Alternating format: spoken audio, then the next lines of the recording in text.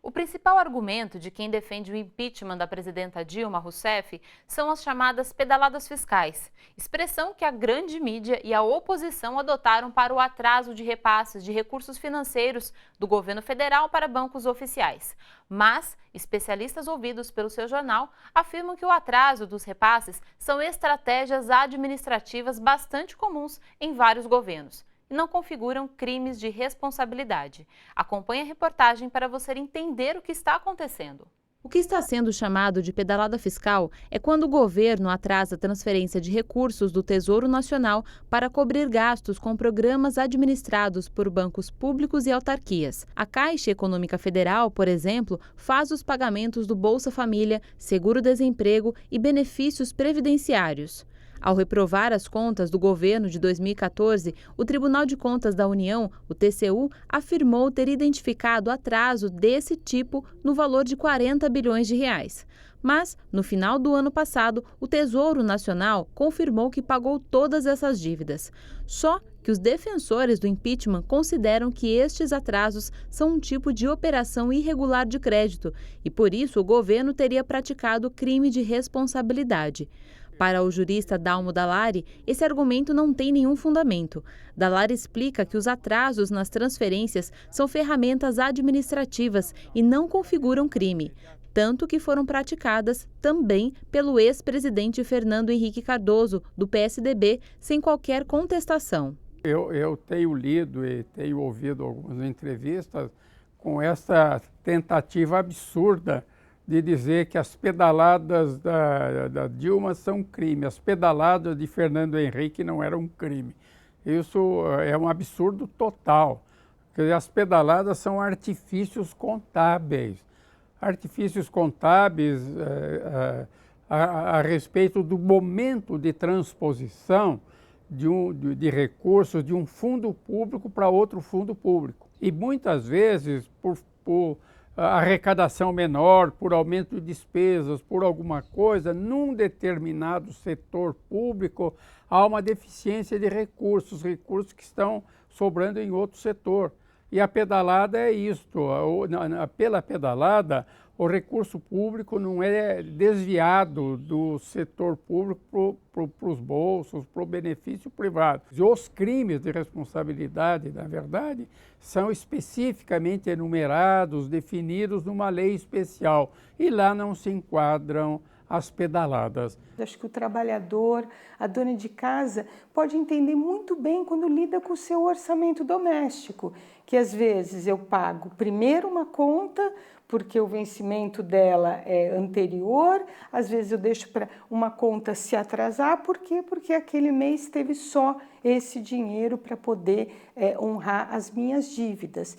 No caso, a presidente Dilma Rousseff fez isso sem alterar o orçamento. A alteração, sim, é um crime de responsabilidade fiscal. A cientista política considera que o processo de impeachment está sendo conduzido somente por motivação política, o que é perigoso para a democracia. O que os defensores do impeachment estão tentando fazer é construir uma versão jurídica que não é real para referendar a questão do impeachment. Isso é muito grave porque é um duplo atentado à democracia, ou seja, é usar de maneira antidemocrática um artifício que foi, o do impeachment, que foi conquistado pelos cidadãos na elaboração da Constituição de 88. A Constituição, nos artigos 85 e 86, que tratam do impeachment, contém essa exigência expressa.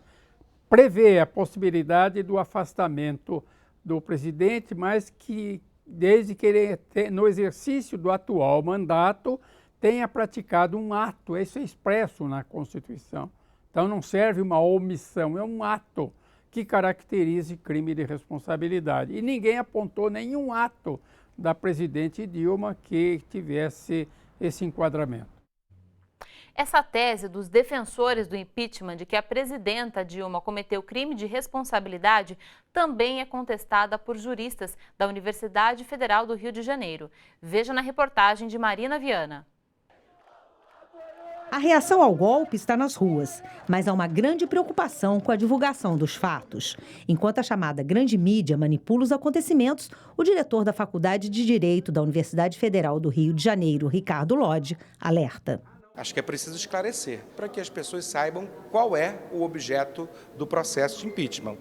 Mais uma vez, repito, não trata de corrupção, trata de operações financeiras que o governo Dilma praticou, a exemplo de todos os governos anteriores em todos os anos. Procedimentos que foram sempre aprovados pelos tribunais de contas e pelo Congresso Nacional e Assembleias Legislativas. A opinião é compartilhada por inúmeros juristas, professores de direito e advogados, a exemplo de Nilo Batista, advogado do ex-presidente Lula. A causa verdadeira do impeachment é ter a presidente da República incorrido em popularidade. Impopularidade não pode ser causa de impeachment. E é uma fórmula em que o poder midiático, quer dizer, este poder detido, não é, pelas famílias que controlam as empresas de comunicação, que têm a propriedade privada das empresas de comunicação, eles estão dando as cartas soberanamente. A posição firme do Supremo Tribunal Federal é esperada.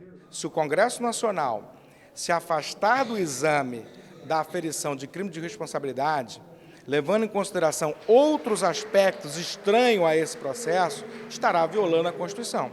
A atuação até então soberana do juiz Sérgio Moro surpreende e muitas vezes causa estranheza no meio jurídico. O juiz não pode decidir ouvindo a voz das ruas, porque o seu compromisso é com a Constituição. E nem sempre a voz das ruas vai espelhar aquilo que a Constituição determina. O apoio da Ordem dos Advogados do Brasil ao processo de impeachment da presidenta Dilma Rousseff também é alvo de críticas. Alguém disse que a história se repete a primeira vez como tragédia, a segunda como farsa. A primeira diretoria da Ordem correu para o golpe alegremente, como a atual correu também alegremente para o golpe.